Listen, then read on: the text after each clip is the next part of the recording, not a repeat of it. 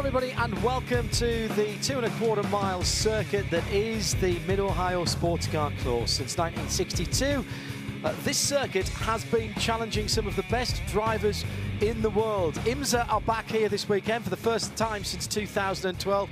An overcast sky, slightly threatening but dry at the moment as we're getting ready for the first of two races this weekend for the Lamborghini Super Trofeo Series. We're live on RS2 IMSA Radio, part of the Radio Show Limited network of channels, and with IMSA.tv as well. So wherever you are in the world or here at the track listening on 90.3 FM, a very warm welcome as we say, drivers, start your Lamborghini engines.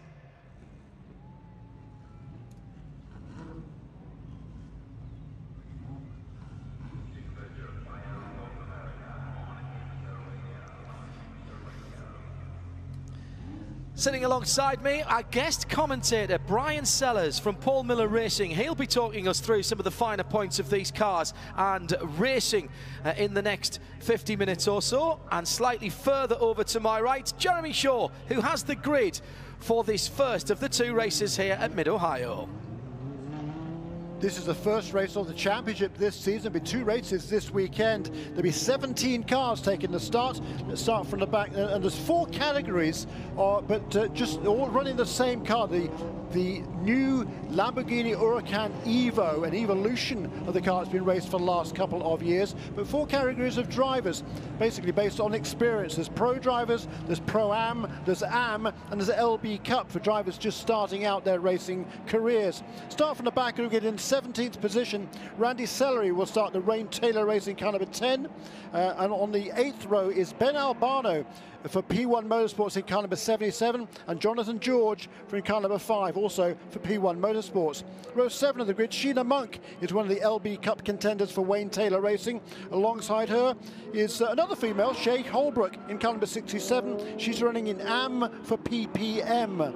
Row 6 of the grid, Cameron Castles, another Am contender for Wayne Taylor Racing in car number 33. And Paris Mullins will start the LB Cup pole-winning car, effectively car number 88 for US Racetronics. Paris Mullins' teammate Brian Thienes is running in the Am category. In car number 17 will start from the 10th position alongside Dylan Murcott in the number 47. That's a Pro-Am entry for PPM. Row 4 of the grid, Damon Oakey is the Am contender for US Racetronics in car number 09, making his return to the series after a year away. Alongside him, Shinya Machimi, also returning to the series from 1 year away. He was a pro champion 2 years ago. He would drive for PPM in car number 46. In the 6th position on the grid, last year's 2nd position in LB Cup, moving up to Am category this year in car number 2 for Dream Racing Motorsport from Atlanta is Ryan Hardwick, and alongside him, making a very impressive debut in this championship, Carol Baz from Poland in car number 79 for P1 Motorsports. Rows 2 of the grid, Eduardo Piscopo will start car number 50 for US Racetronics. These are all pro contenders now for these next 3 positions. Madison Snow in car number 29 for Change Racing, and onto the front row of the grid, Trent Hinman in the defending series champion for Wayne Taylor Racing in car number 1. But on pole position is the Pro-Am entry of Loris Spinelli in car number 71 for P1 Motorsports. Loris Spinelli, who will share that car with JC Perez. They've already won a Lamborghini Super Trofeo event this season. How, you say, because this is the first round in North America? Well, they won one of the races, the first round of the European Championship at Monza a few weeks ago. So Loris Spinelli in car number 71 from Italy will start on the pole position. John. These cars look absolutely brilliant. The Lamborghini Huracan Super Trofeo Evo, the new body kit for 2018, a bit more downforce, a little more power produced as well. Brian is alongside us, Brian Sellers. Your teammate Madison Snow is having a drive. How come you're not having a play at these then? They gave me the option of being here with you or on track, so I chose up here. It's a better view. You're such a charmer. You really are. Quite tough cars to drive here, particularly for inexperienced drivers. They are, and I think that was one of their goals with the new Evo kit, was to help make that a little bit easier, and the feedback I've got from the drivers so far is that it's been very successful. Well, the cars are lining up side by side. An unusual start here. The we've already started the race effectively. We're under full course yellow. How does that work, the safety cars in the pit lane? Because the green flag is shown halfway down the back straight between turns 2, 3 and 4. The pole man then, Spinelli, sitting on the inside in that green Lamborghini, just easing in to Trent Hinman, and Trent won't be taking too much of that, I'll tell you. The safety car has gone, so it is the 71 green car on the left of our picture. Driver's right coming down. Hinman slightly ahead of him, and now he hits the go pedal. That's not the cleanest of starts. Will it be waved off? It is a green flag in the air, so we are racing and coming through from further back. Madison Snow and Eduardo Piscopo coming through, but Spinelli there playing the part of the safety car and slowing everyone down. And I'm hearing already from race control, Jeremy, the start is under review. Well, so it should be, because the drivers are told very clearly in the drivers' meeting that you have to maintain safety car speed before the green flag. That he clearly did not do. He just, and then you're supposed to accelerate initially smoothly, not just jump on the throttle like he did there and steal a march on the rest of the field. It's kind of European racing, that, but that's not the way it's done over here. And the rules are very specific, Brian Sellers. And it is a very difficult place to start a race, seeing as the start finish is actually in a different place. However, you are given strict instructions on what to do, and you saw games played early, so maybe Loris was ready to go and you know, took too much of advantage of that situation. We'll let you know immediately we have the answer. The first lap is in the books. Of course, it's only really 3/4 of a green flag lap. Coming to the line here, Brian. Loris on the pole position. Actually, Trent's ahead at this point because Loris is going so slowly. Yeah, you can see Loris just, he doesn't accelerate gradually, as Jeremy said. It's a quick takeoff, and unfortunately it catches Trent out, but you should be a long gradual acceleration to give the field a chance to stay bunched up and leave together. I gave Madison Snow, who was in behind the pole man. I think Madison had an idea of what was going to happen and got on the loud pedal quite early. Gave him the advantage down into turn 4 in second place. Eduardo Piscopo pulled out to his right as well and came down the inside. He's in 4th position now. The start has been reviewed and no action there from race I think control. He's lucky. Yeah, very, very lucky. I mean, why therefore have the meeting in the first place? But anyhow, that has been the call, and Loris Spinelli has a really good lead out in front, and he will intend to maintain that advantage or even extend it. And I think from what we've seen in qualifying, he has the ability to open a gap right now. Yeah. So in some ways, you look back at the start and say, was that a risk that was really necessary, knowing you have a car that was fast enough? But, you know, these guys are trying in a sprint race to open gaps and be as fast as they can, as long as they can. Yeah, and if that, I mean, if the start had been waved off, they would have just come around and restarted, but it was given the green flag, and the chance that Spinelli was taking there, or Spinelli was possibly getting penalised and having to come down through the pit lane, and that would have been a real disadvantage. That hasn't happened, so let's forget about it. 46 minutes still to run, and Madison Snow in second position in that number 29 car, which is linked. All of these cars are linked with dealers around the country, and it's the Lamborghini of the Carolinas dealer that supports Madison Snow. Corey Lewis will be getting into that Change Racing Lamborghini once the pit lane window opens. It's a 10-minute window in the middle of the race, mandatory pit stop, and it's a mandatory pit stop time as well, so you don't have to rush. And that, Brian, is because there's drivers in here who aren't pros, and you don't want to be trying to get out with belts all over the place and that sort. That's for safety, and I completely agree with that at this level of racing. Yeah, I couldn't agree more. I think there's a time and a place to have fast driver changes, and this probably isn't the one. You want the guys to be able to be calm, cool, relaxed, and have everything done by the time they get in there. And it's still fast enough that it's not easy to get done. Well, these cars are quick. These are as quick, if not quicker, than your GT Daytona car, pulling through the trap speed, certainly 163, 164 miles an hour. That's very quick indeed. It's extremely fast, and I think the whole thing about the Lamborghini program is moving you from the ST car into the GT3 car. And a lot of these guys I've actually run with in the GT3 car, and let me tell you, if they can drive the ST car fast, they come into the GT car and exactly the same thing. These cars developed from the road-going Lamborghini Huracan. 2-wheel drive, gone are the days of the 4-wheel drive Super Trofeo cars. That was changed quite some time ago. Originally with 620 horsepower, the engines breathe a little better now because of the periscope ram air effect that this new body kit has added. 2 cars into the pits early, 77. It's Benambano, and also the number 5 car as well in the pit lane, Jonathan George, for their teams, and they will go back into the pit lane. This was expected, Jeremy. Yeah, it was. Yes. Some of these cars not going to be running the full race. That's effectively a start and park situation. But Ben Albano in that car number 77, he's come up through the ranks. He's a youngster, raced from Greenwich, Connecticut. He's just 22 years of age, and he's been racing in the global Battery Tender Global MX5 Cup Series quite successfully, and the Skip Barber's Championship before that did quite a lot of success there. Also been racing radical sports cars recently, and I believe he is going to make his proper championship debut in the next round at Watkins Glen. They need somebody to do that in the future, actually. You and I could do that, Jeremy, do a lap and then pull in. You know, it would be quiet for a while. Odd job pulling us in. Can't hear you on the radio. I'll stay out till it runs out of fuel. I think that's the thing to do there. Loris Spinetti pulling out a lead now, 2 seconds, and a 1:22.2 last time around is the fastest lap of the race. He's not hanging about. Well over 160 miles an hour for the second place driver Madison Snow through the speed trap. 164, let's call it. In fact, it is 164 this time around. That is hauling the mail. Then it's Trent Hinman in the number 1 Lamborghini, then Eduardo Piscopo, and then Karol Baz, the Polish driver. Not a lot known about Karol before he popped up in this, and we've done a bit of research on him, and he's got a decent pedigree behind him over in Europe, mostly doing karting. Quite a young driver, has been a works driver in karting and earned some money out of it. And you don't do that, Jeremy, if you're not any good. No, that's right. I mean, he's 26 years of age, so he's stayed in karting quite a relatively long period of time for somebody who's clearly that good.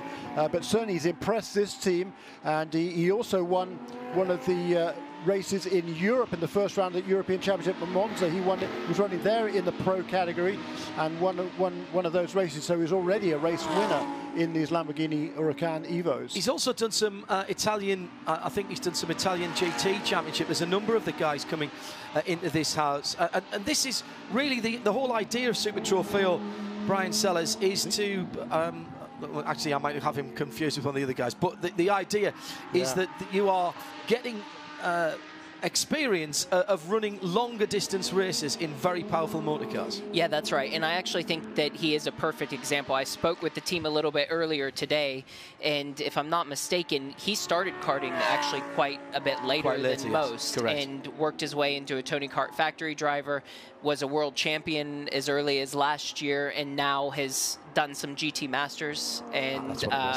and now has worked his way into this. And so this is a stepping stone to try and get to the next place. Spinelli pulls out another 3/10 with another fastest lap down to a 22 flat.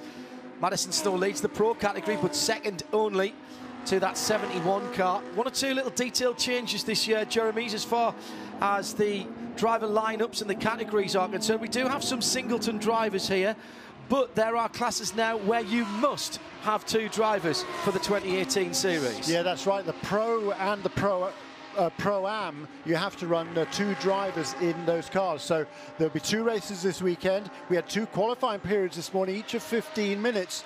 And for each of the races, one driver will qualify and start that race, and the other qualifying session and race will be the driver B, let's say. So the driver A then will finish the race tomorrow.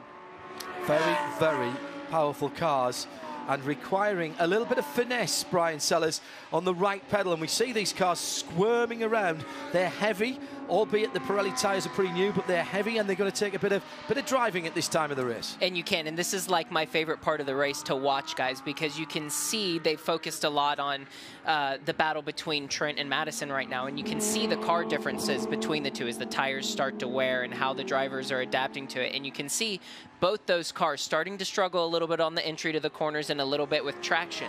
So it'd be neat to watch how this starts to unfold and how they can manage the tires and the meat part of the race. Not a lot of that you can do. It's a spec series, so you can't develop the car. It is based on a street car rather than a GT car, so there's a little more compliance, but obviously quite a lot of safety equipment that has to go in here. But there are detailed changes, tyre pressures, you can do a little bit with the suspension. So I guess, like most spec races of this length particularly, you have a decision to make whether you set the car up to be really good when it's heavy on new Pirellis, or better when the Pirellis are worn but the car is lighter. I think that in my personal opinion, the best way is always the long-term solution. It's spinner out on the circuit, and it is the number 7 that's gone around, and that is the LB Cup runner. That's Sheena Monk for Wayne Taylor Racing, supported by the Paramus dealer. Not the first person ever to have lost it going up over the top at 9, and won't be the last, not even this weekend. A fearsome part of the circuit, Brian. Yeah, it's difficult, and this plays exactly into what we were just talking about with experience and with tire wear, and as the race starts to progress. I would say just by looking at what we saw there, the tires starting to wear and the traction wasn't as good as what it was early in the race. And as you come over the rise, that's one of the places where tire degradation plays a massive part. You just don't have the grip to hold the car to the track, and maybe just a little bit too heavy on the throttle. Meantime, at the front of the field, Jeremy, another good lap from Madison Snow, and that lead, which was out over 2 seconds, now down to 1.5 seconds. As Sheena Monk did just lose it, I'm guessing a little bit too much curb on turn 8 on the inside, but did a good job of getting the car stopped without hitting anything as she went over the top of 9, and that actually isn't as easy as it sounds there. Back at the front, it's down to 1.5 seconds, Jeremy, between Spinelli and Snow. Yeah, it's a good battle between those two. They're matching lap times last time, and Trent Hinman is staying right there as well. In fact, Trent was slightly quicker on that last lap, and actually slightly quicker than him also was Eduardo Piscopo in 4th position. And also turning some good laps is now Shinya Michimi, having found a way past Ryan Hardwick. Shinya Michimi making his return to racing after a pretty lengthy absence, turning some very good laps now in that car number 46 in 6th position. Michimi, who was the champion 2 years ago in this series here in America, and in fact knows this part of the world very, very well indeed.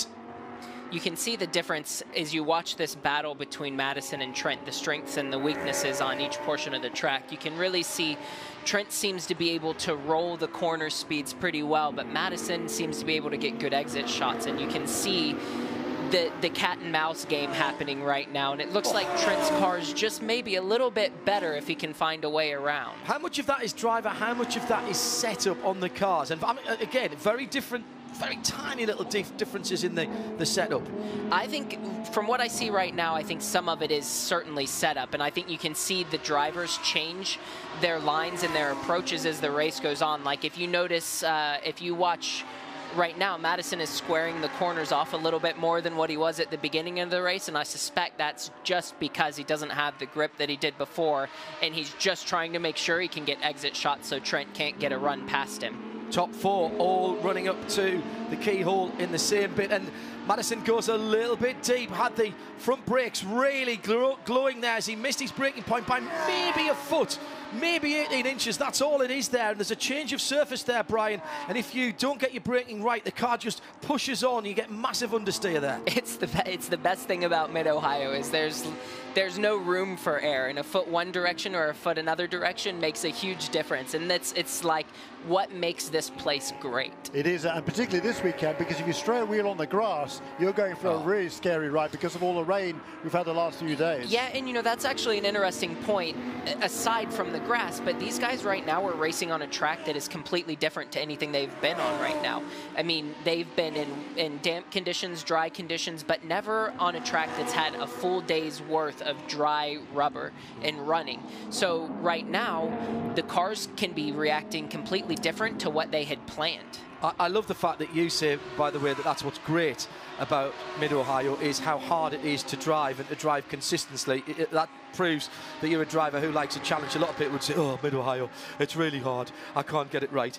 The other thing is, and explain why this is important, Pirelli are the 4th different tyre manufacturer to be on this circuit today, and that actually makes a huge difference as well. It does make a huge difference. Each tyre manufacturer has a different rubber compound that they use, obviously, and they don't always coexist. And so a lot of times what you'll find is that after the Continental rubber, the Michelin rubber has all been laid down, that now the Pirelli off the Trofeo car is actually pulling that rubber back off and then laying its own rubber back down.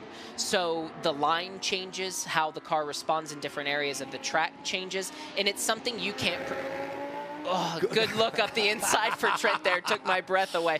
It's a tough place to pass, so when you get opportunities like that, you have to go for it. But it changes. The different rubbers change grip levels drastically. The tyre people once sat down with me and started talking about not just mechanical grip but chemical grip, and at that point my eyes glazed over and I just couldn't take it in anymore. That was the voice of Brian Sellers, who's in the IMSA Broadcast Centre with us here. We're live from trackside at Mid-Ohio. IMSA Radio RS2, part of the Radio Show Limited network of channels, and IMSA TV together. You could be watching on the IMSA app, the brand new IMSA app for this weekend. Get to your app store and search it, download it. It's absolutely free. Loads of content on there, and included all of the development series and the Continental tyres and the qualifying for the WeatherTech series earlier today. All were live in sound and vision, and free is a great price, isn't it? I always think, and never asking for you for any money. 33.5 minutes still to go. Loris Spinelli leads in the 71 car and is pulling away from a quality field here. JC Perez still to get in the P1 Motorsports Browood dealer-sponsored machine. The Lamborghini Huracan Super Trofeo Evo doing its job and doing it well. And the crowd has stayed on. This is the end of almost 11 hours of track action today, and the crowd wanted to see the Raging Bulls. They wanted to hear these Lamborghini V10 engines cracking the evening air here at Mid-Ohio, and they are getting plenty of entertainment. Yeah, they do sound glorious, don't they? And they put on quite a show. I mean, these are spectacularly fast cars, as Trent Hindman there uses all of the road and a little bit more, Brian Sellers. It looks, to me, it looks like Trent has the stronger car right now, and I know Madison's doing everything he can to hold him off, but you can just tell that Trent has a little bit over him, and right now he's thinking that this is for the pro lead. While it might not be overall, he knows if he can get his co-driver in position to chase down the car in front, that it could be for the overall victory. That's exactly right. And also, as a former champion in this series, Trent Hindman, he's a champion in the Continental Tire Sports Car Challenge. He won the Pro-Am category 2 years ago with Craig Jewison. He won the Pro Championship last year with Riccardo Agassini. So he knows how to win championships, and he knows you have to finish well every time out. Into the keyhole, Madison now doing the line that I love. It doesn't look like it's the right line. It looks like he misses the first apex, the classic apex. But what he does is he takes a huge amount of speed in the middle of the corner and then takes a very late exit apex, which is why he's getting that run, that fast run down to the potential overtaking spot at turn 4, Brian. And that is smart driving by Madison. It is, and especially given what you see right now. You can, if you pay attention, you'll notice he is not using all the road in portions like we were looking at just there in turn 5. And one of the reasons is because the traction has degraded so substantially in his car, and I think what he's trying to do is basically square the corner to get an exit shot. Now behind him, Trent Hindman is trying really hard. When does Trent think to himself, I've got to stop this because I've got to give the car and the tyres to my teammate in a condition that he can fight in the second half of the race? I think at the moment, Trent is actually okay on the tire. I don't see any big slides that he's doing to try and get around Madison. I think he's being aggressive, but I think he's still being smart in his tire usage right now. I don't think that he's overusing the rear, because if you notice, you see here, I mean, he's using all the road, but no big slides out of the rear, not too aggressive with the throttle. And so I think he is planning for the future. Okay, we're getting into the pit stop window, and we'll see who decides to go early or late to do the driver change. There'll be no fueling or servicing on the car. It is purely a driver change situation. Spinelli will get out of the Pro-Am and the overall leader and give over to JC Perez. Madison, here we go. Oh, hello. Here's the battle for second place as Trent has a look round the outside, then the inside, then the outside again. He's got a car that sticks to the ground as they're coming through turn 9, and the slower car there probably just helped Madison a tiny little bit, because they both had to modify their line to driver's right. Well, that's right. It was Sheena Monk in that number 7 car being lapped there, and she initially held up Madison Snow just a little bit, but Trent Hindman unable to take advantage there. Brian Sellers, what's going through your mind? You're in Madison Snow's position. You probably know the guy behind you, Trent Hindman, is a little bit faster. What's going through your mind? At this stage, all you're trying to do is like manage expectations. And what I mean by that is you're not trying to overdrive your race car. Madison is smart enough at this stage in his career and won enough races to understand that he can't over push in the areas he's weak to try and make up for it. It's just not going to happen. So what he has to do is focus on exit shots out of the keyhole, focus on exit shots out of the carousel. It'd be very difficult to pass someone of Madison's caliber in the 7-8 section where Trent keeps trying. And he's actually deliberately not trying to get to the apex in some of these tighter corners. Now it looks like he's driving untidily. There's not enough room for Hinman to get down the inside. There's not quite an Huracan's width there. And what that's doing, in NASCAR terms, centre off is what he is concentrating on at the moment. And if that means he has to go around a little less tightly, means he's taking a little more momentum and he's not scrubbing those front tyres, crucially. And what he's not doing is lighting up the rears either, although he just did over the top of 9, and for a moment he lost forward drive, and that has allowed Hinman just to close in a tiny little bit, but I don't think it's close enough. Pit window is open, by the way. We've had 3 or 4 drivers taking advantage of that, and Hinman is going to hit the pit lane. Yes, he is. And I think that's smart, because there's no point, Brian, in being stuck behind Madison any longer than he needs to be. He'll come in, hand over to Jonathan Cecotto, has proved himself very, very quick indeed, and they might just be able to get position by doing the pit stop a little bit earlier. Yeah, it's a perfect call from their position. They feel like they have a strong race car, and there's no reason to continue to run laps behind there. If they can get the co-driver in, let him go out, run a few laps in clean traffic, and hopefully have a good lap time, and then jump that change racing car. Already, Jonathan Cecotto in the car. Trent Hinman is out, just chilling out for a moment. A driver helper helping the new guy going in. And the only thing that's going on here is the checking of the Pirelli tyres. What's going on there, Brian? Well, right now they're bleeding the tire pressures down. So what they'll do is, obviously, I think these conditions are different. It's warmer. The tire temperatures and pressures will be high. They'll bleed the pressures back down for the next driver, maybe doing a balance adjustment if necessary. Like, I would suspect that the Wayne Taylor guys probably have just bled down to optimal pressures, but I would assume that the change racing guys will make a balance change, maybe less rear tire pressure because they're struggling with the rear at the moment. It gives them an opportunity to tune the car in the middle of the race. Time is up on the stopwatch, and out goes Jonathan Cecotto. Also having stopped the 88 of Paris Mullins, Mark Proto will take over that number 88 Luna-sponsored car. Just tightening or just checking the centre lock nuts as well. No tyre changes, so that's not anything to worry about there. As in comes the remainder of the field. Our leader, Loris Spinelli, staying out at the moment, as is Madison Snow. Now, Madison now, released from having to worry what's behind him, has got to put some really sharp laps in here, Brian. He does, but you have to be careful when you're in, I would say, Spinelli and in Madison's situation, because what can happen is you start to catch traffic coming out of the pits. And so if you're the last car to make that stop and you get caught for 1 or 2 laps, like Spinelli is right now, behind a lap car, that can then lead to you being jumped in pit lane. It doesn't take much. And we have only got a 10-minute pit window.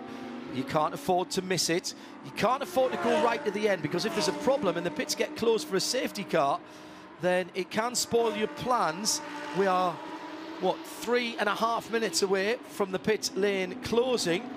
So that is round about a lap, really, before you've got to come in. You don't want to be coming in at the last yawning moment. 26 minutes of the race still to go. Okay, so the pit stops now. After the pit stops, number 1 car has actually come out ahead of the number 71.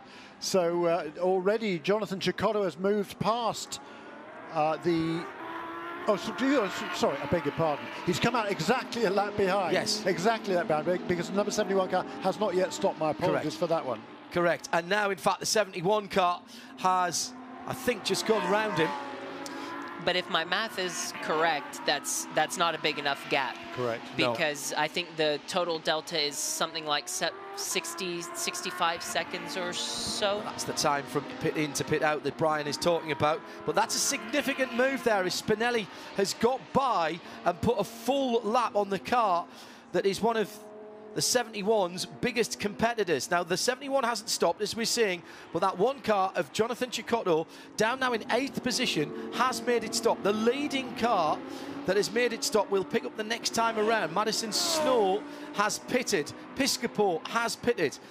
So Hardwick now second, then Damien Oakey in third, but they're better than half a minute down the road, or more than half a minute down the road from the leader. So the first, next time they come across the line, I will tell you the first car that has made its mandatory stop. I think it is going to be the number 1, because the Wayne Taylor guys were spot on their times. Yeah, I think it is. Corey Lewis now installed in the 29. So is that Corey there in the white car? I believe it is. So he has got out ahead of Cecotto. Now that's significant. The white car, as into the pit lane comes the number 10. And it was Randy that traffic. Celery? Yeah, sure, it's that traffic Absolutely. that threw off the Prestige car. I mean, a couple seconds is all it takes, and you saw he got hung out in the keyhole, and it doesn't, you know, it just creates enough of a gap for them to be able to jump him in pit lane. That's why the timing of it is so important. So Corey Lewis, another driver that you know very well. It's a bit unfair them leaving you on the sidelines here to come and sit with Jeremy. I feel like it's selfish. Spinelli got to come in shortly, starting to get close to the end of the pit lane interval, pit window interval. Just on a couple of laps to go now. That's right. He's turning very consistent laps to the front of the field. 1 minute 22s. Yeah, spot on. And that was a really good in-lap, actually. A nice, clean lap, no traffic. So I think, you know, with the gap he's established, you should see that car come back out in the lead, I believe. So it's a 10-minute pit window, isn't it, Jeremy?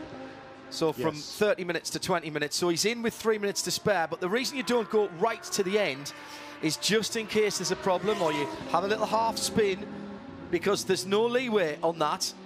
When the pit window is closed, it's closed, and that's your race done. Spinelli already out of the 71 Lamborghini.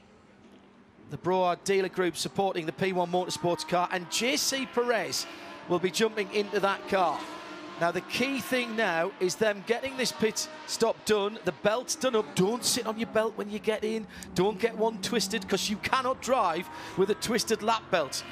I have tried it once. I didn't even last till the second. As soon as I had to brake for the first corner, I realised there was something wrong and immediately had to come back in to the pit lane. It's not a nice thing to happen. So Damien Oakey will go through into the lead. He's pushing it right to the end of the pit lane window. The 71 is released. The teams do their own timing. That's not an official that's standing there. And it's from pit in to pit out, so you time the time that it takes you on the pit lane speed limiter, and then you add the seconds that it takes in the middle. And the 7 has spun. And that's Sheena Monk, who's gone to driver's right this time at turn 4. Back wheels are on the grass, and the Pirellis might have a little difficulty getting some grip there. She's watching the flag marshals, the corner workers on the far side of the track, to let them know. They will be letting her know when it's clear to go. I just think the V10 might have lost power there, and she might not be able to get it started. Now this could be really interesting. JC Perez out. Oakey's got to get into the pit lane now in the 09 car, and he does. If there'd been a safety car there and he got caught out with the pit lane being closed, but what could happen here is if the safety car is called for, then he will get not a fully free pit stop, but half a free pit stop. So that might just fall for him here. Full course yellow, it's happened. The safety car's coming out, and Oakey did get into the pit lane before it happened, so it's not going to affect him. There's only 47 seconds left on the window. Now this is a massive break.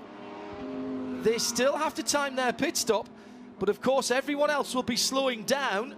Or should be slowing down at least. Yeah, well, if at the moment... We've seen rules being bent already, haven't we? Oh, yes.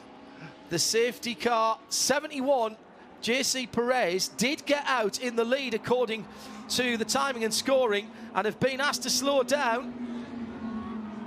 And here they come back onto the lead lap. Well, this is going to be interesting, because the car in the pit lane is sitting, waiting to go, and there it goes now. Now, where will it rejoin? 20 minutes to go. 7th place, I reckon. Now, is the red light is on at the end of the pit lane? Right. Or is that the pit close light? No, that's the pit close light. Brian spotted that straight away, so he does filter out. The pits were closed for coming in, not for going out. I reckon he'll be allowed to take that position. What a great bit of tactics, though, by the 71 team, P1 Motorsports, sending their first driver long. And Loris Spinelli, I think, got just enough to get JC Perez back out in the lead. That is confirmed. Corey Lewis will be second. Piscopo will be third. Cicotto, Jonathan Cicotto, that #1 car, didn't get the best of that pit stop sequence because of the traffic that you were talking about earlier for Trent Hinman, and then when Jonathan came out. Yeah, while we're under yellow, I think it's important. You touched on the pit lane time and that it's done by the teams. And when you said that, it made me think how difficult that actually is. People think that it's a very easy thing just to get the timing correct, but it is actually a very stressful moment for everybody in the teams because, you know, a second under, and here the penalty is basically double the time in a penalty, correct? So yeah, it used to be a much bigger penalty, and now it's really not that much of a penalty at all. I mean, if you're half a second too quick, you only lose a second, which is, you know, not exactly draconian. No, not anymore. You're right, but I think it is one of those things where it is so easy to miss that. And that's one of those things where the team needs to get credit for what they do, because it is a lot more difficult than what everyone thinks. 18 minutes to go, and Sheena Monk's #7 LB Cup car from Wayne Taylor Racing, supported by the Paramus dealer group, is moving again with a little bit of help from our hard-working corner workers, to which each and every one of them, we say thank you very much indeed for giving up your time so that we can enjoy motor racing whichever side of the fence we are on. So this will not be a long yellow. Interesting, during the yellows, the start-finish stand is no longer where it was at the beginning of the race. Correct, good point. So now it'll have a much different look, and it'd be interesting to see what the guys in the front do now that there's a quote-unquote AM in the car, and see if they have a shot at him. How important is... Oh, we've lost a wheel on the one! Jonathan Cicotto, as he went through, no wonder the corner worker was looking at it. The diff on the car trying to put drive into the right-hand side. And the lock nut is gone there, so that isn't a failure necessarily. What an odd thing. It's not as if they've changed tyres during that pit stop. And a lot of people retorqued that central nut and noticed the one team did not. So a lot of times with these cars, the drive pins that you can see just there in the wheels, they start to ratchet. And so you'll see the guys torque them. And I would assume that they got those torqued, but who knows? Yeah, the wheel falling behind the rest of the car as the #1 of Jonathan Cicotto went towards turn 1. The wheel helpfully stopping right by a marshal's post, so that'll be out of the way. Jonathan's car will need to be recovered, and that situation, remember this was a car in third before the pit stops, challenging for second, lost out a little bit on the pit stop exchange, and it's gone from that bad to sitting at the side of the road even worse, and that's going to be a non-finish for the #1 car. Heartbreak for Trent Hinman and for Jonathan Cicotto. Yeah, the youngster had done a super job through the practice and qualifying. I was looking forward to see him charging from fourth. Absolutely, yeah. It was a great battle. You hate to see it. You hate to see it in this way. As a driver, Brian, you can't affect that. There's absolutely nothing you can do. You'll feel that happening, and I think Jonathan did, and he was already slowing down and moving across to driver's left. And you must just think, well, I don't know, what do you think? It's just not my day? It's pretty gut-wrenching, especially in that position where you know you're fighting and you have a chance for a win. But, I mean, you look at it and say, what can you do? You know, there's like you said, there's nothing you can do from the driver's perspective, and I think you have to look at these situations and say, for sure, nobody did this intentionally. It's just unfortunate. Jonathan Cecotto walks to the right-hand rear of the car to see what happened. He clearly knew he didn't have drive, and he's just realised the wheel wasn't there. He might not have seen it disappearing into the distance, and a massive shrug and arm gesture there, as much as to say, "Are you kidding me?" Yeah, I don't remember people having that sort of difficulty before in this series. I believe they have had in the past, but only places where they use the curbs substantially. Right. And so I think that there was maybe like VIR is an issue, Laguna Seca is potentially an issue. Yeah. And here you do use the curbs a lot, but normally it would be the left rear that is more aggressive on the curbs here than the right rear. So I'm not sure. Yeah. Plus, when we saw Trent Hinman put a couple of wheels off at the exit of turn 9, didn't he? But again, it was that's the left-hand rear, side of the car. It's the right rear that's gone missing. Cecotto back with his car. Second generation driver, of course. Johnny Cecotto Sr., the youngest man to win a world motorcycle title. I remember him as I was growing up, one of my two-wheeled heroes, worked his way through a very good motorcycle career, and in fact probably, despite the fact he had a good motorcycle career, probably could have done better. Was plagued by a little bit of unreliability and injury. Moved on into European Formula 2, and you saw him racing in Formula 2, Jeremy, the Cecotto Senior. Yeah, absolutely right. Drove a beautiful Formula 2 car. Yeah, he started off with the March and then to the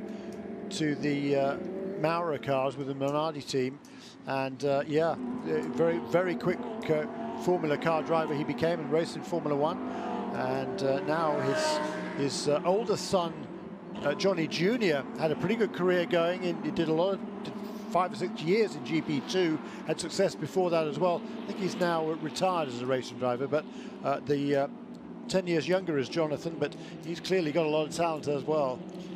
Yeah.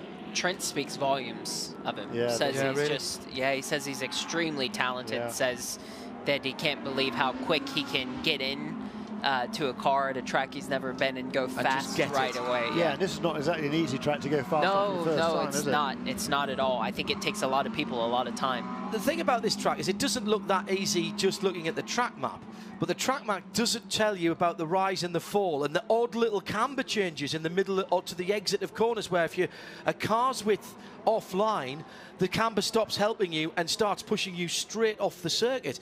And those little nuances you normally can only learn about by doing lots of laps around here. And that's the only thing. I think this is one of the places where no matter how much sim work you do, no matter how much video you watch, you cannot prepare for being here, because like you said, you don't actually get the off cambers, the feel for where the bumps are, for where the sealer patches are, where the track grips, where it doesn't, and where to place the car. And how much has the track changed? You won here in the rain in the ALMS days with Wolf Hensler, and how much has this track changed then since the some of the concrete infill has been changed by this new high density asphalt that they use here, and at Canadian Tire Motorsport Park, something very similar there. Has that changed the nature of some of the deceleration, turning and acceleration zones? I would like to say yes, but likely no. I mean, the biggest thing it's done is allow the track to stay intact. The one thing you do notice, and we're looking at it right now, is the rubber builds substantially in those portions. You can see the dark black rubber marks on this patch here. Those rubber up a lot. And so what you'll see is the drivers try to drive into those and use those high grip portions to put the majority of the power down, because those are the areas where you do the least damage to the tire, yet you get the most gain. And that will change over the course of the weekend. And that's what I was saying earlier. These guys haven't driven on the track like this, and now they are. So learning these things as the course of the race goes on is very important. And a full day's track action means also we've had the sweepers out, but there will be tyre debris offline. The drivers call them marbles because the little rolled up pieces of rubber, and offline there they get onto the hot sticky tyres, and when that happens sometimes it feels like you have a puncture or you've lost a balance weight. It can be so bad, the vibration there, Brian. And that's right. When you're under a long yellow like this and the tires are extremely hot and a lot of rubber has been pulled off, and you see the 79 is in. That's Jonathan Tummerton coming into the pit lane now. They've made their mandatory pit stop, and it looks like they are going for a tyre change, so maybe they've got a tyre alarm here. giving it a shake. I wonder if that's what's happened for him. He's got offline and picked up a bit of a vibration, and they're checking to make sure he doesn't have a puncture. It's extremely possible. I'd be surprised if someone of his caliber didn't know that was pickup. I would suspect that there's a problem, but it does happen. I mean, you come with hot tires, you run offline just a little bit, and you see the mechanic giving the no-go on something, maybe a wheel bearing or... Yeah, something loose apparently on that right rear corner would be the apparent indication there. Car has come down off the jack. Built-in air jacks on these Huracan Super Trofeo Evo cars. And, well, was that a no, it's fine, let's sell him, or no, he's not going anywhere for Jonathan Somerton in the P1 Motorsports, supported by Atlanta Lamborghini. It's certainly a shame for Jonathan Somerton trying to make a bit of a comeback. He's been out of racing for quite a long time. Did the occasional race over the last few years, but really very little. He's now 30 years of age, which is fairly remarkable. Yeah, that car's stuck in gear, Jeremy, and doesn't want to restart. By the way, what we were robbed of of Jonathan Cicotto is, as Jonathan Somerton is starting, he has stayed on the lead lap, by the way, so he should be all right, is a new fastest lap he was about to have before things went very wrong before the full course caution and that wheel came off. So that charge back from 4th position was very much on in that #1 Lamborghini Huracan from Wayne Taylor Racing. So that's what that wheel taking flight and making its bid for freedom, that's what that's robbed us of in the last half of the race. But JC Perez will come back to the green flag after this full course caution. He'll have Corey Lewis in the 29, Taylor Proto in the 50, Brandon Godovic in the 46, and Damien Oakey in the 09, right up his tailpipes. Jonathan Somerton is now at the back of the pack, but still, I think he's still on the lead lap. Yeah, I'm going to say he is, but he'll have traffic to work through to get back to those leaders. Corey Lewis will want to be right underneath the rear diffuser. It's going to be at least one more lap, I think, as the #1 Lamborghini is getting back on the track. The tow truck actually bogged down for a moment in the wet grass and needing to be helped out by one of the GMC IMSA safety trucks. Nice use of the tow strop there. Didn't look like it was terribly stuck, just getting a little bit of momentum to get going. And we're going to be down to about 5.5 minutes remaining by the time we get back to green, assuming they can get this car off the track and go back to green this time around. And I think to touch on what you were saying before Somerton came in the pits, you can see right now a lot of acceleration and deceleration coming from the front cars, and that's a surefire sign that they have started to pick up some marbles. They're doing everything they can to keep temperature in the tire, but keep them clean. And so you'll see and hear a lot of these big accelerations and decelerations, just so when they go green, the balance of the car is reasonable. What happens when those marbles build up and you enter turn 1 is you lose all grip. So you can feel like you have the punctures like you talked about, or something's happened, you get massive oversteer or massive understeer, and it's easy to give up a position in those situations. The lights are out on the Roger Dubois Huracan safety car in the classic Lamborghini white. All right, hands up who had the Lamborghini Countach in white with the white wheels on the plain background as an A1 poster during their teenage years. We're of almost different generations, Brian, and it was Jeremy's the only one that didn't. Shea Adams put her hand up in the back of the IMSA safety, IMSA broadcast centre as well. And it was an absolute classic for probably somewhere over a decade. Marcello Gandini designed, a man who never knowingly put a curve where it wasn't needed when he could have a straight line instead. But an absolute genius for the old Countach. And the new Lamborghinis very much evocative of that design. Even the new SUV, which is here this weekend and looks all over, bumper to bumper, like a Lamborghini, and has the performance to match. Safety car in the pit lane. Green flag in the air. 5.5 minutes to go, and we're racing, and immediately JC Perez is under pressure from Corey Lewis. Taylor Proto caught napping just a little bit down to turn one, the 2 leaders. That's not the place to go, Corey, but he might be able to just pull the car to the left-hand side. He's cost himself second position here. He's cost momentum, that's for sure. And Taylor Proto, I should say, is going to look around the outside into turn 2. And this is going to allow JC Perez to get a bit of a lead, but he's outbraked himself, but he'll pull that back to the right-hand side. Not the worst thing to do there, as we saw from Madison Stone. Second and third are battling here. The white car on driver's left is Corey Lewis, and he's going to have to defend all the way down the hill. He gets to the apex, but he's costing himself momentum. Every time he turns the wheel, every time he moves the car, he costs himself a mile an hour or a half a mile an hour. He's so late on the brakes, though, down into 4. Lewis did a good job there. I thought he was toast there, Brian, when he went for the move at turn 1. It's taken him half a lap to re-establish himself in second place, but he has done that now. Such a good job. I mean, your heart's beating fast in that situation. Corey knows that at this stage in the race, 5 minutes left, it's do or die. And he tried the position, cost him some time, and almost gave away the position, but he did a phenomenal job of keeping him behind him. I mean, it's just a really, really tough situation to be in.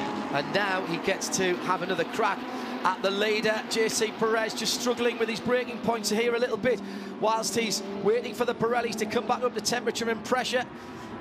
Comes across the start-finish line. 4 minutes and 8 seconds to go.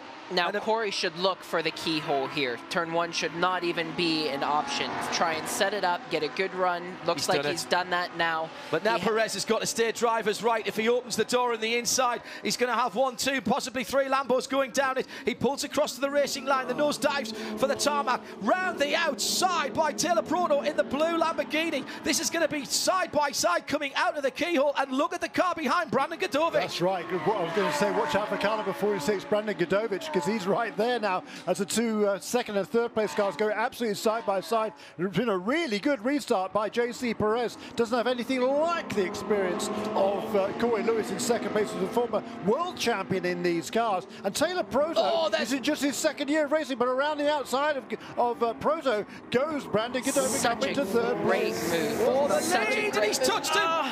Corey's touched the left front to right rear, and that is a tap. And there's a puncture on the right rear. Yep. Oh, and that's going to get I'm afraid that's going to cause all kinds of problems, and it will, I think, get a penalty as well. And he braked and gets turned around at turn 9, and this is disaster for Perez, who'd done so well. Brilliant. And Corey Lewis has... Very impressive, that was. I'm afraid ruined that race with that little tap. Went for the inside at turn 6.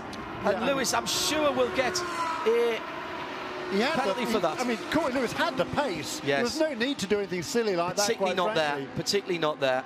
We'll leave Brian out of this conversation. It's such a hard thing. I mean, right now, Corey's looking and seeing the pressure from behind. Yeah. Full course yellow, and this will end under full course yellow.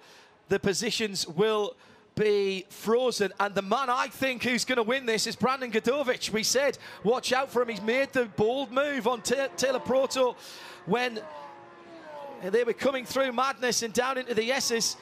The door was open, but he's not there. He's not quite there. He's not even halfway up the side of the leader.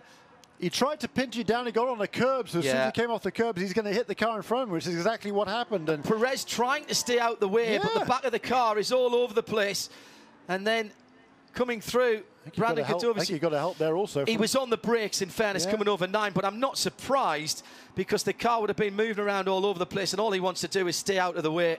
And he got a nudge into the wall, and I'm afraid the day is over early for the 71, and the P1 Motorsports Broworth car is in the wall on the exit of 9, and that's all she wrote. I think we got to go back real quick, though, and talk about that move that Brandon did, because in all the excitement, it's so easy to miss that move, and he drove around the outside of turn 5, and it's just so impressive. That is a difficult move to make. Yeah, and it was definitely a touch from Taylor Proto that turned around JC Perez just over the brow of turn 9. And the damage to the right rear clear to see on the 71 car, and it was the left rear that's gone into the wall. So that is it was the lightest of touches, Jeremy, but that's enough to puncture a tyre or break a wheel. Yeah, well, it was fairly stout, I think, as he came off the curb and sort of cannoned into the side. I mean, he tried to get out of it, but it was a move that wasn't really on because, yeah, the door was probably cracked open a little bit by Perez, but he stuffed it down the inside. We are going to finish under caution. But Brandon Godovic, he's had a pair of second-place finishes before in this championship. He has won the AM category in the World Championship in 2015, so quite a lot of experience in these cars for the former stock car racer. But he's here. He was going for that first win. He really wants that first win. He set that up at turn 4, Brian, in the 46, the black and red Lamborghini. He set that up from turn 4 from a very long way back. He also managed to avoid JC Perez as well, and he checked up. He didn't hit the back of the car. He did a very good job there, and if he is promoted to the win, I think he deserves that just for that audacious manoeuvre at 4, 5 and 6. I have to say, I think Jeremy's going to disagree with me on this one, and that's okay.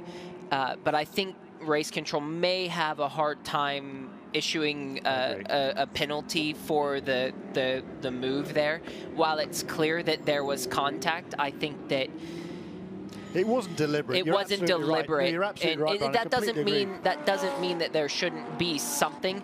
But I do think that Corey did everything he could to get over the curb, and I think, you know, okay, could Perez have given him a little bit more room? Possibly, but it's terrible regardless of how you look at it. I completely agree. I wouldn't expect to see a penalty there.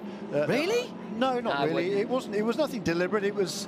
As Brian says, the door was definitely open, but with somebody of his experience, I think it was a sort of mistake the driver with that experience shouldn't make. Checkered flag then under full course yellow, and round 1, race 1 of the Lamborghini Super Trofeo for 2018 is complete. Corey Lewis crosses the line in the 29 Lamborghini of Charlotte Huracan, which was started by Madison Snow. Great run by those guys. Madison Snow doing a fantastic job to hold off Trent Hinman early on and hold on to what was then second position. They've converted it into the victory as they go across the line. Second place, Brandon Godovic took over the 46 car from Shinji Mishimi, who did a very good first sector of the session of the race. But Brandon, very racy indeed. Good pit stop for that team as well, which bumped them up the order, and they will come through in second overall and in pro. And what about third, the 5-0 car? That was Eduardo Piscopo, who kept the US Racetronics Beverly Hills Lamborghini in the hunt all the way through, and Taylor Proto right there at the end will take the third step of the podium. In Pro-Am, it's the 47 ppm Palm Beach Lamborghini who will come home and take the victory. Yeah, and that's Patrick Liddy who drove that second stint of the car, taken over from Dylan Murcott. So he will take the Pro-Am victory with that problem, with the incident there for JC Perez on the final lap.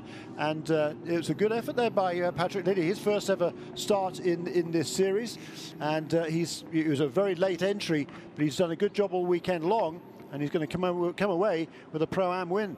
In the AM category, the 09 is the car that takes it. Damon Oakey for US Racetronics, making it another good day for them. That car helped out by the Calgary Lamborghini dealerships. In LB Cup, the number 88, Mark Proto, and Paris Mullins makes it a pretty good day for the Protos. Father and son on the podium and a winner. That'll do. Thank you very much indeed.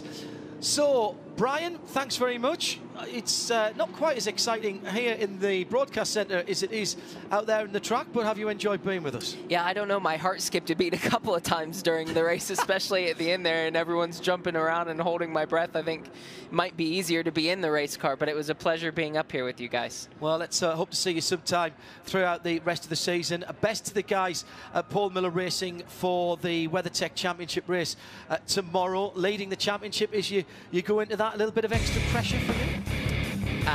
No. I mean, we're still so early into this race that, you know, it's anyone's championship. Good luck for that, and come and join us through the rest of the season as we continue with our coverage of the Lamborghini Super Trofeo Series. And the next race is tomorrow here at Mid-Ohio. For Jeremy Shaw, Brian Sellers, I'm John Hindhaugh. Bye-bye for now.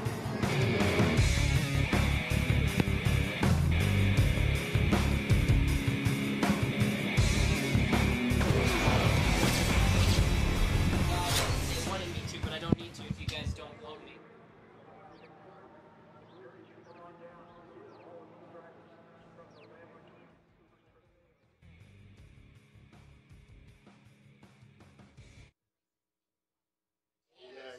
Like, I know you're not supposed to care, but it breaks my heart to see the tire come off and then to see Perez get spun and like, I know, it was fast, wasn't it? Really? Everything that could go wrong did. It did. And it's so good up until that. Oh, it was boiling up to a great finish as well, because you were going to have Chicotto racing through from fourth. All of that was going to... Crazy. He went purple in 2 sectors after